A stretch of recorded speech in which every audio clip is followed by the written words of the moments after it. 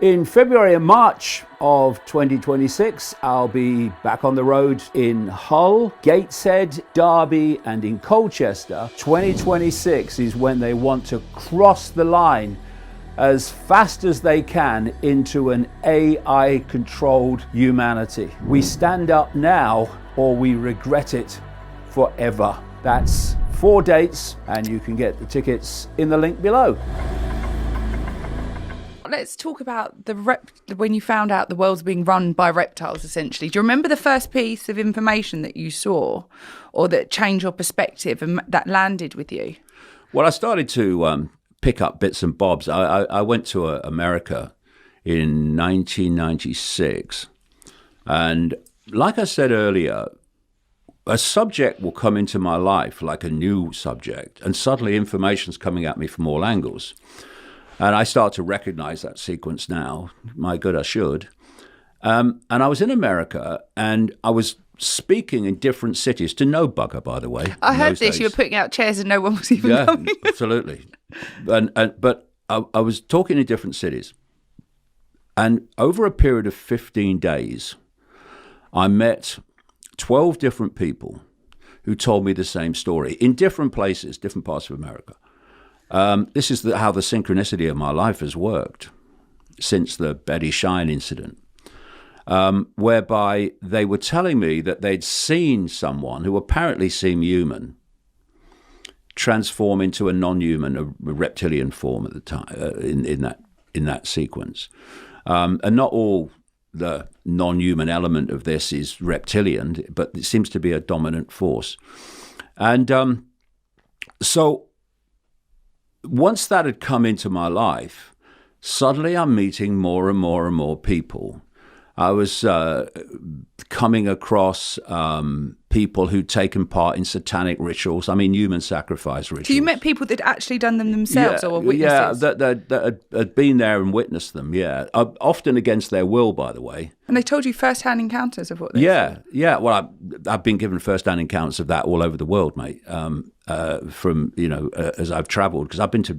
Could you paraphrase maybe what they would tell you? Yeah, well, what they would tell me is... First of all, there is a reptilian race overwhelmingly operates in another dimension of reality, what we call the astral dimension. And it's interesting because when people talk about heaven or other dimensions, they tend to look up, don't they? Oh, heaven, I'm going to heaven. No, it doesn't work like that. What we call the human world is just a band of frequency. Actually, it's quite a small one. And just as you have the analog radio and television stations all sharing the same space, but they're on different wavelengths, so they don't interfere with each other. No, they're not aware of each other. Unless they're very close on the dial, you get interference.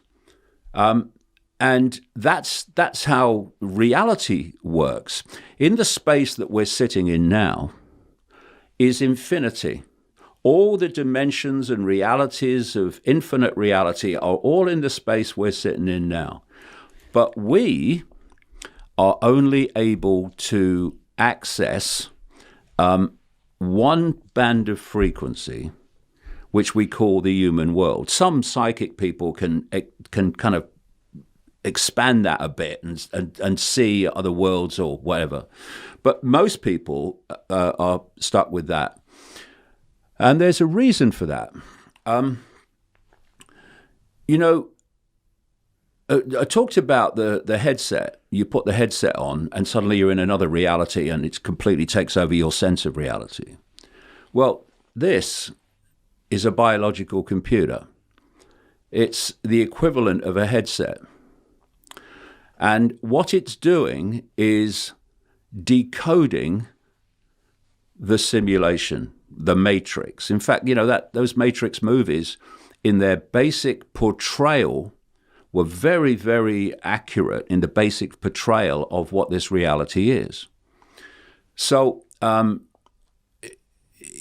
when I started to understand this, of course, you look at mainstream science and what they've come up with and all that stuff, and what the five senses do is they take waveform information, wave information. It's electromagnetic field at our level. And the five senses turn that waveform information into electrical information. That's what the five senses are doing. And they communicate it to the brain. And the brain has different areas, there's the visual part is here, which decode the different senses, the information from the different senses, delivered in that electrical form.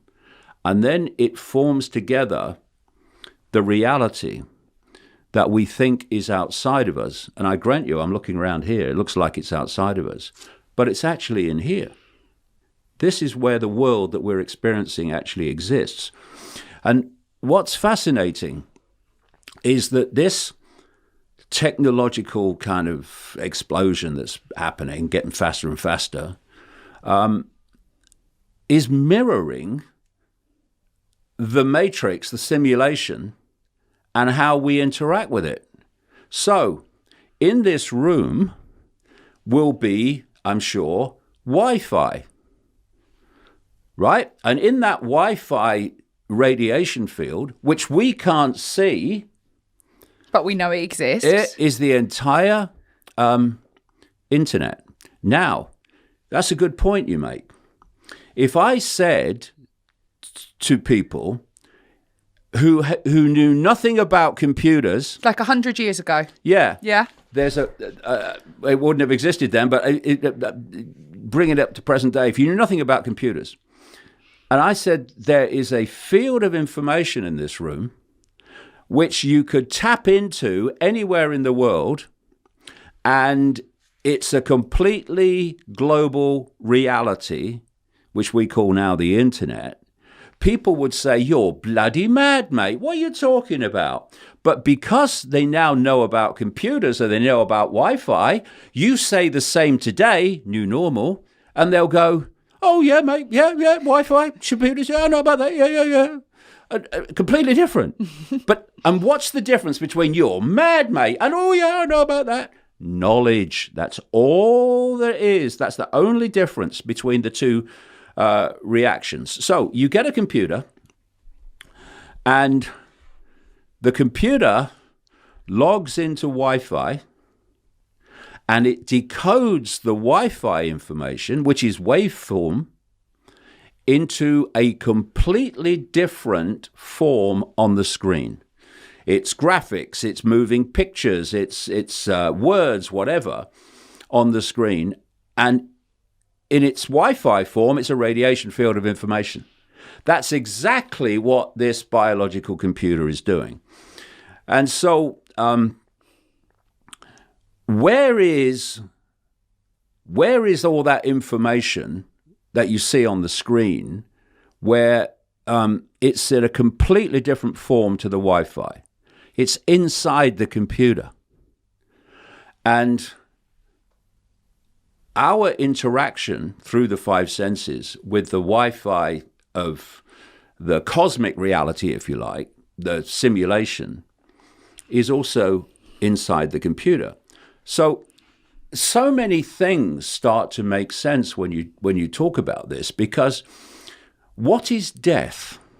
People are terrified of death, because, if you want to keep people frightened of death, then you keep from them what death really is. And if my consciousness that's experiencing this human world currently wanted to pick up that can, it couldn't do it, because the frequency of my consciousness, your consciousness, everyone's consciousness is so different to the frequency of the can that I couldn't pick it up. So what we do is we take on an outer shell, a vehicle, which is resonating within the frequency band we want to interact with, and then I can pick the can up. And what the biological computer is doing is decoding the matrix. It's giving us, constantly giving us the cosmic internet as a sense of reality. When the biological computer ceases to exist, ceases to function, dies, what does it do? it stops decoding the matrix. And that's when, and I've listened to and read endless over the years, near-death experiences, accounts, where people, where their body ceases to function, they find themselves in a completely different reality that's nothing like this one. And then the body is revived, and suddenly they find themselves back here. But all that death is the decoder of the matrix, so the human level of it anyway, ceases to function. So it ceases to decode the matrix. But just very quickly, what happens when we have a desktop computer and the screen goes black? We say, my computer's died, right? Exactly. What does the computer stop doing when it ceases to function? It stopped decoding the internet, the Wi-Fi field. And that's exactly what happens at death. So what do you think happens when we die? Well, is it like another realm? And obviously, I know you unfortunately lost your daughter. Yeah. So knowing all that you know, and you being human, and you being a father, did that help you navigate your grief? 100%. I said at the time when Kerry died,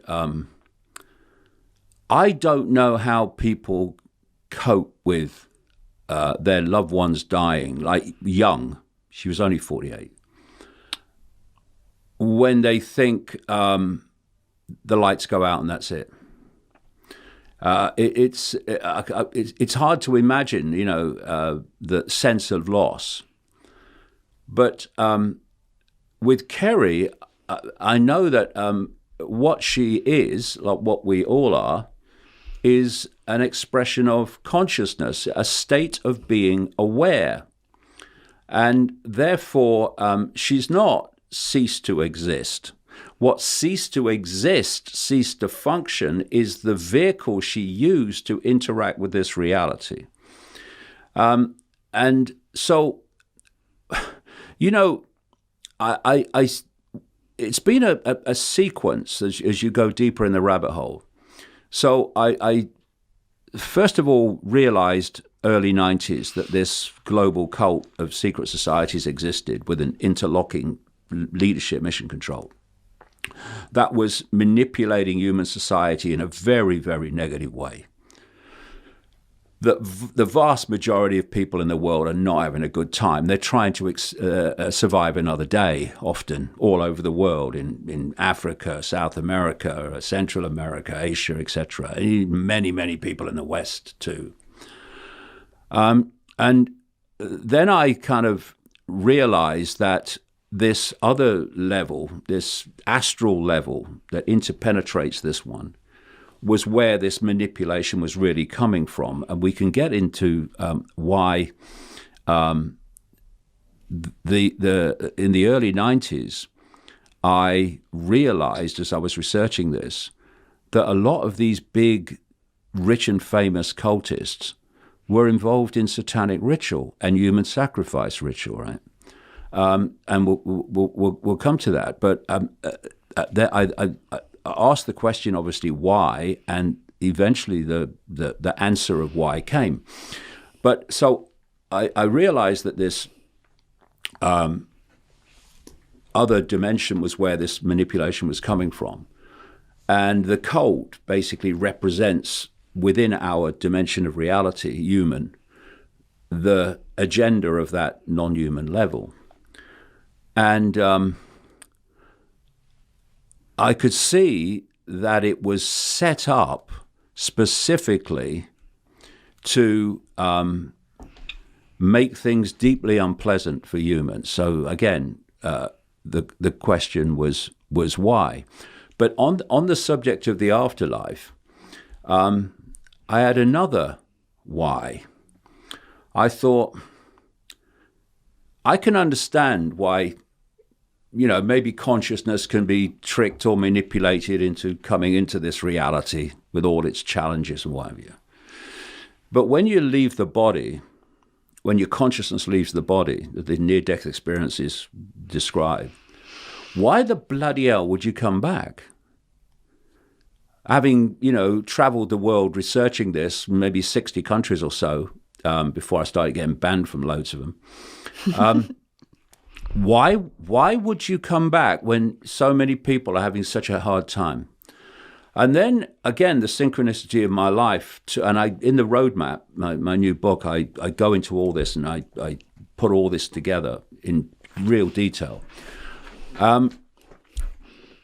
I then realized that actually this reincarnation cycle is real. And I researched that to the nth degree. And the Buddhists have this concept of what they call the wheel of samsara, where you leave the body, you go through a cycle and you come back. And you're learning lessons to evolve. Load of old crap, by the way. That whole concept is part of keeping us in the matrix, which is multi-leveled. And so I started to realize that this simulation has another level too. This astral level and the human level are actually all within the matrix. And so when you leave the body, you go into this astral level, which you believe is like heaven or whatever. And then you go through this sequence where you're told by the authority of the astral, you've got to go back to learn lessons, and you didn't get this right, you didn't get that right. And all you got to do is listen to near-death experiences in their millions to see the common themes of what they experienced in these terms. And I realized that reincarnation, while real, is fundamentally part of the trap, because you stay in the closed system. And people or consciousness in the astral, what people call souls, is as manipulated as it is here. It's just a different form of manipulation.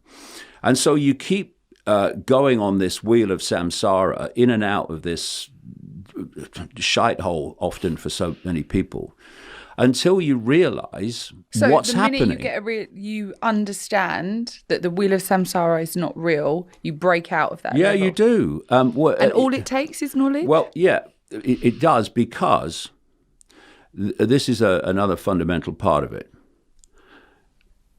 Even mainstream science acknowledges that every time we think and every time we feel emotion, we are generating a frequency. Yeah. And that frequency relates to the nature of the emotion and the nature of the thought. So things like fear, anxiety, depression, conflict, war, hatred, regret, resentment, they're low, slow frequencies. It's been well established.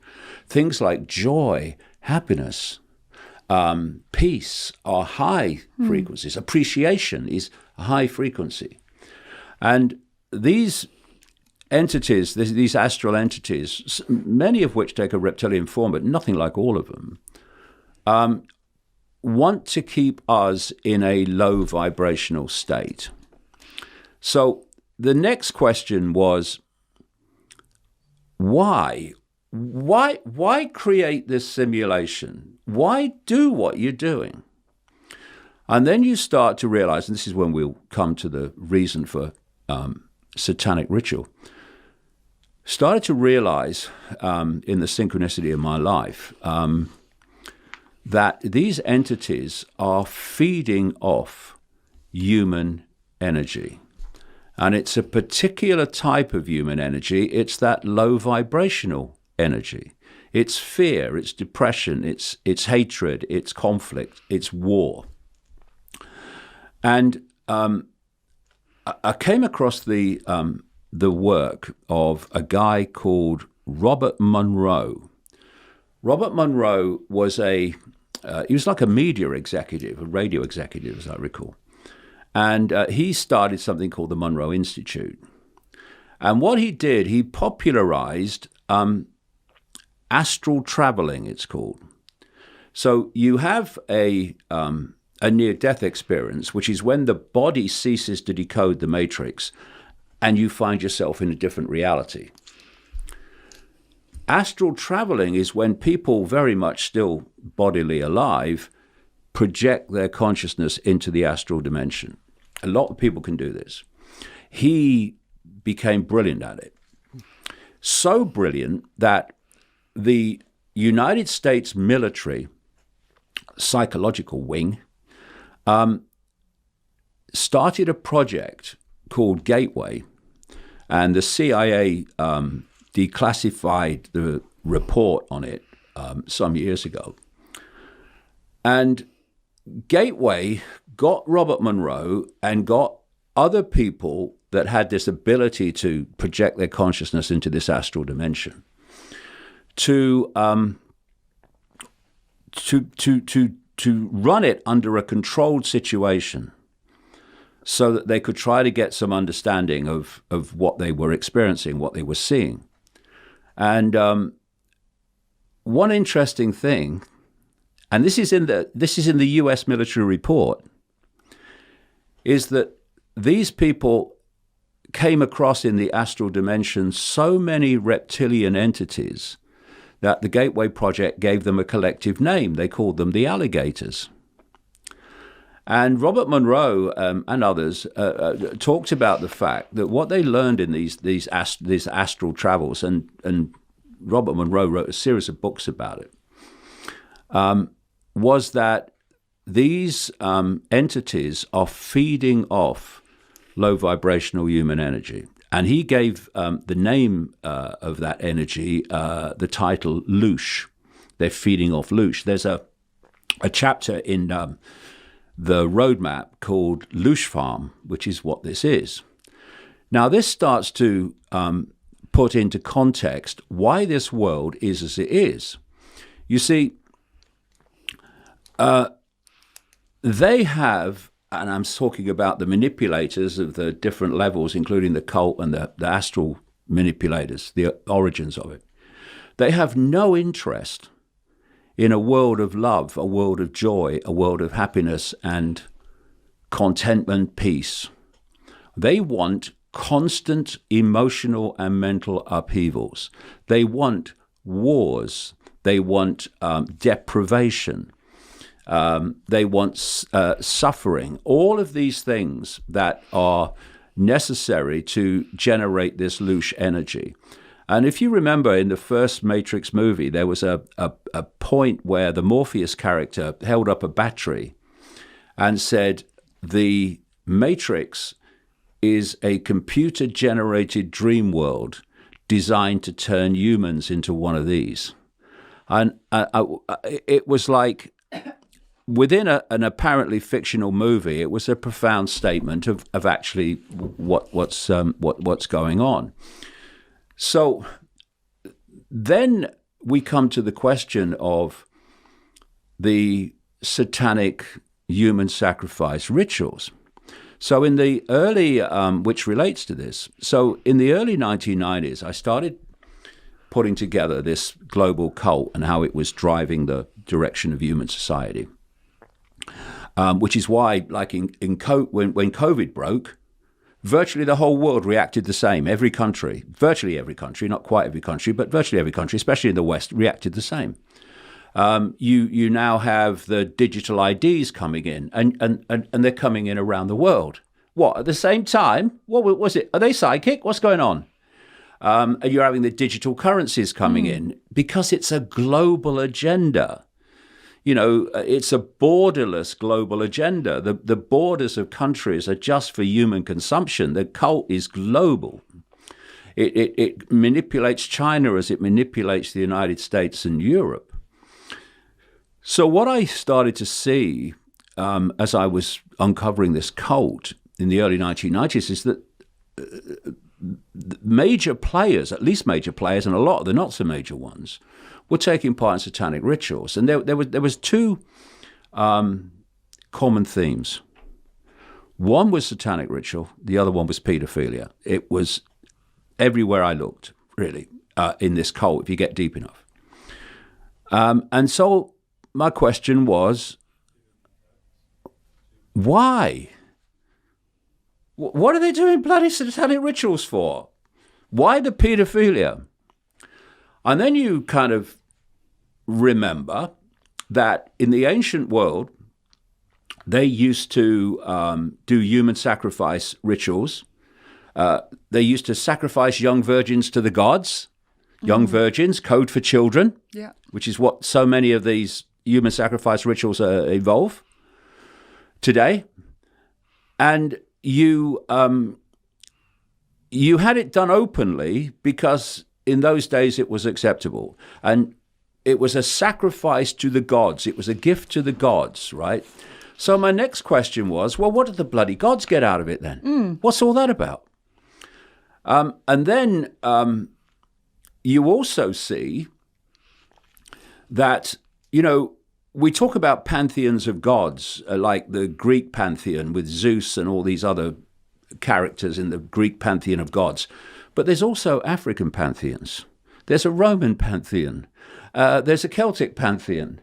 And you start to realize that all over the world, in the different cultures and the different eras, they had pantheons of gods. And they gave them different names because they were different languages and they were different cultures, but then the penny drops. It's the same gods, right? And it's the same gods they're still doing the sacrifices to today, these rich and famous bloody Satanists. So why?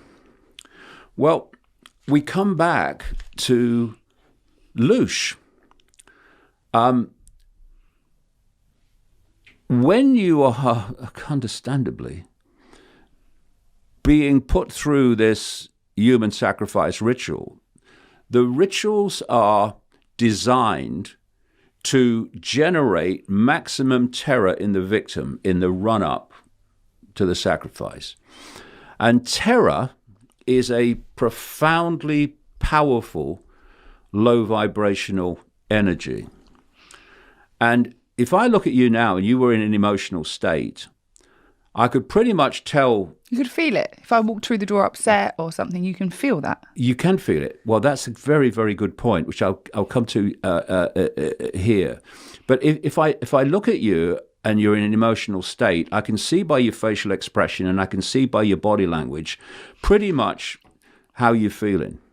What I can't see, but you can feel, that's absolutely spot on, is the energy you're giving off as a result of that emotional state. That energy is an astral phenomenon. When we are feeling that emotional stress, that emotional upheaval, that terror in this case, that energy that we're giving off is going into the astral dimension. And that's where the entities that are overriding or overseeing the ritual beyond human sight, beyond what the scientists call visible light, which is tiny, ridiculously tiny, what we can see. And they're feeding off it. And what also happens with terror is that it releases an adrenaline in the blood, which these Satanists in the human world conducting the ritual, to them it's a nectar. It's like a drug. And it's been described to me by Satanists and people against their will Satanists who've have experienced this, that when the Satanists drink the blood of the victim, that adrenaline, they can go absolutely bloody crazy, right? Because it's like a drug.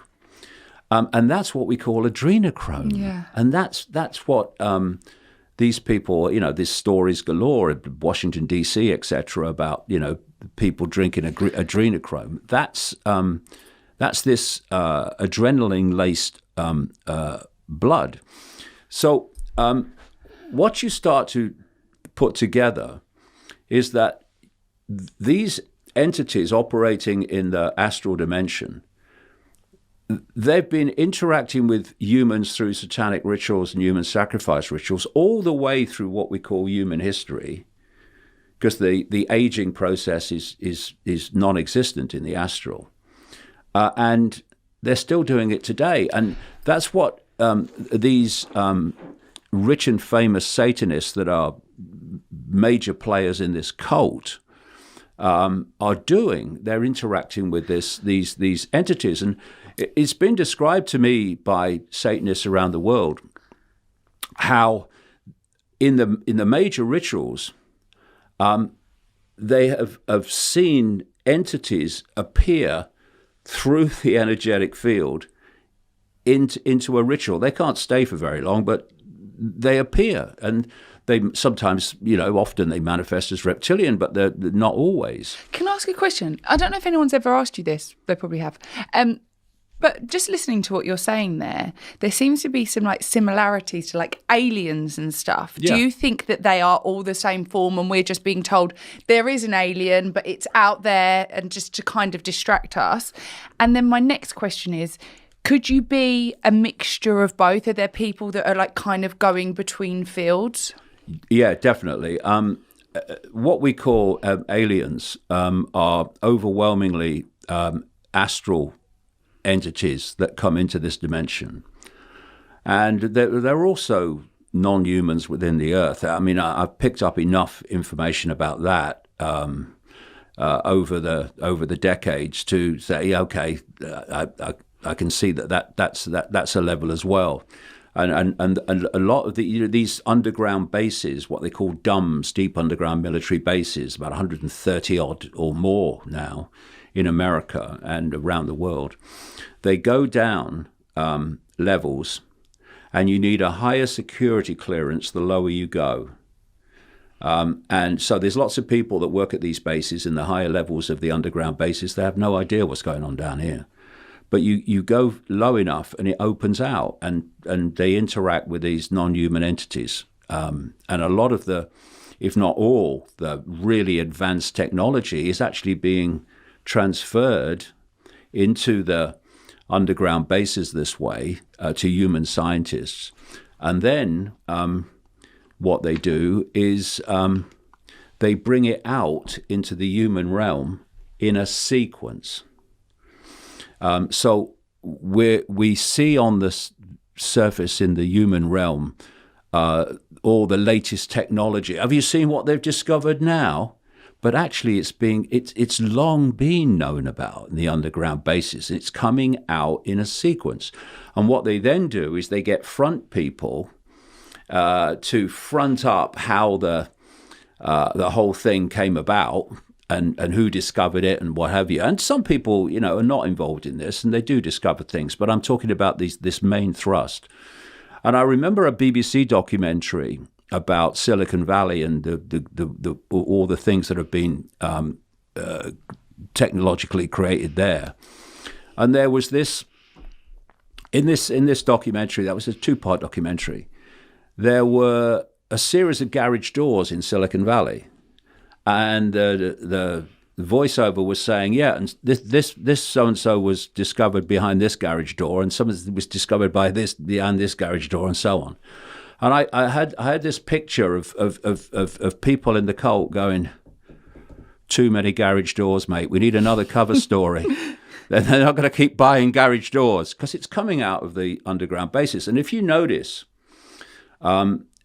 since long past, there's no gap where people are strumming their fingers, sitting around a table thinking, well, we can't go to the next level of human control because we've got to have somebody discover the next level of technology. No, it's getting faster and faster and faster all the time because it already exists.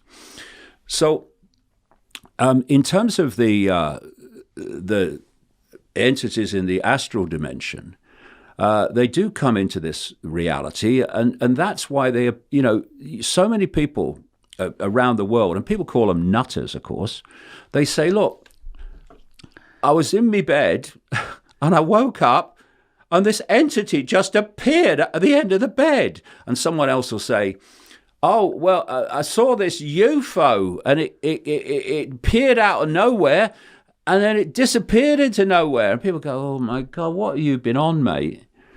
But it's perfectly explainable. Of course. The electromagnetic spectrum, which is basically our experienced reality, is around 0.005% of the energy that exists in the universe in all its different forms. 0.005%. Some people say it's as high as 0.5%. Doesn't matter. It's tiny. Visible light, which is the only band of frequency we can see, everything we're looking at now is within that band of frequency. Yeah, like we can't see the Wi-Fi, we can't see how you feel, but it doesn't mean it doesn't exist. Exactly. The visible light is a smear of the 0.005%. So basically, if you said to people, you look around the space you're in, can you see everything in the space you're looking at? They go, oh, yeah, of course I can. You see all of it, yeah. No, you're seeing a band of frequency. So when a UFO or an entity enters visible light, you're able to see it. But to the observer, it's appeared out of nowhere.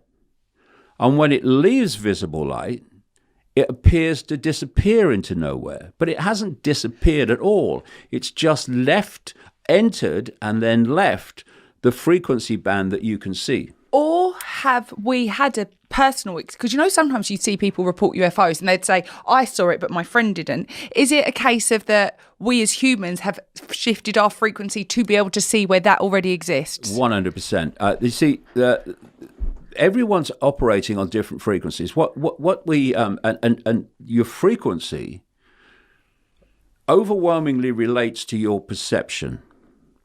So if you are in a perceptual state that says, I'm just little me, I've got no power, that you're operating in a very low vibrational state. If you self-identify with being an expression of all that is, has been, and ever can be, infinite awareness, having a brief human experience, then that self-identity, that expanded self-identity, means that you are operating on an expanded level of frequency. So everyone's operating on different frequencies, and our perceptions are basically dictating the frequency field on which we operate. And that's why I've been saying over all these years, the whole foundation of the conspiracy to enslave humanity is founded on control of perception. Because if they can bring you into a perception that says, I'm just little me and I'm only human, and when my body dies, then so do I. Or I'm subordinate to some judgmental God, and I've got to make sure that he judges me in the right way. That's a low vibrational state. And when you're within the matrix, you are in the matrix and of the matrix. You're getting your entire perceptions from the matrix, from the simulation, and the manipulation of the simulation. But when you expand your awareness, your self-identity, to actually, I'm spirit, for want of a word. I am a state of awareness. I am a state of formless awareness that can experience infinity infinitely and do, but I'm now having a brief human experience. That is an expanded higher frequency. And so when you leave the body in that state of awareness of your true infinite self, you're freaking out of here. If you want to read more and watch more of my content, then go to the description under the video where you can buy my books. The latest one is The Roadmap, where you can get tickets for public events, and how you can subscribe to a fantastic video channel called Iconic, iconic.com.